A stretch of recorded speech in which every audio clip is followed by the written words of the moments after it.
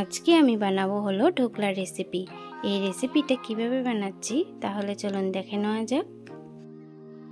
এখানে নিয়েছি একটা বাটি, এর মধ্যে নিয়ে নিলাম 1 কাপ জল, তারপর দিয়ে দিচ্ছি 1 চামচ নুন, 1 চামচ চিনি আর লেবু রস 2 চামচ দিয়ে ভালো করে মিশিয়ে নেব।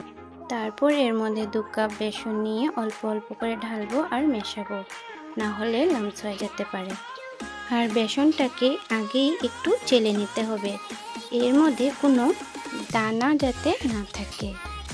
ব্যাটারটাও গুলা হয়ে গেছে, এভাবে নিতে হবে, বেশি মোটাও না পাতলাও না। তারপর এখানে নিয়ে নিলাম ঢোকলাটা সেট করার জন্য একটা পাত্র, এর মধ্যে তেল দিয়ে চারপাশে লাগিয়ে নেব।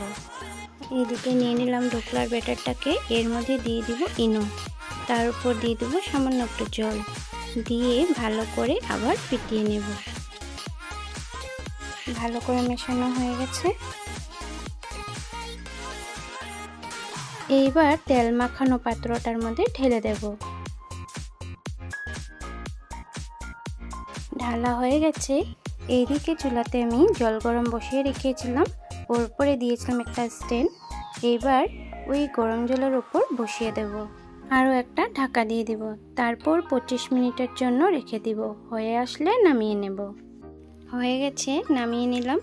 এইবার চাকুর সাহায্যে চারপাশ থেকে ঢোকলাটাকে বের করে নেব, তারপর উল্টে নিয়ে ঢোকলাটাকে বের করে নেব, তারপর চাকু দিয়ে কেটে নিলে রেডি ঢোকলা। ঢোকলাগুলো আমি ছোট ছোটই বানিয়েছি, আরও কত সুন্দর হয়েছে দেখুন।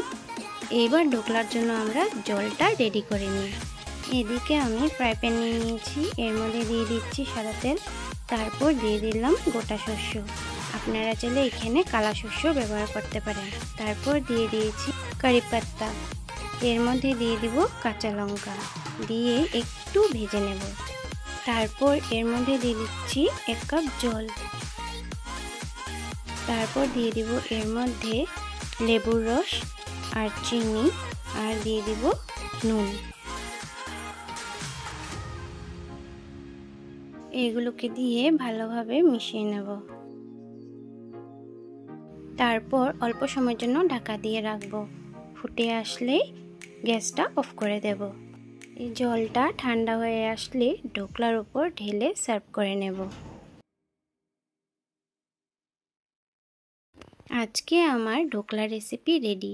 এই রেসিপিটা দেখে আপনাদের কেমন লেগেছে কমেন্টের মাধ্যমে অবশ্যই জানাবেন, আর ভালো লাগলে একটা লাইক অবশ্যই করবেন।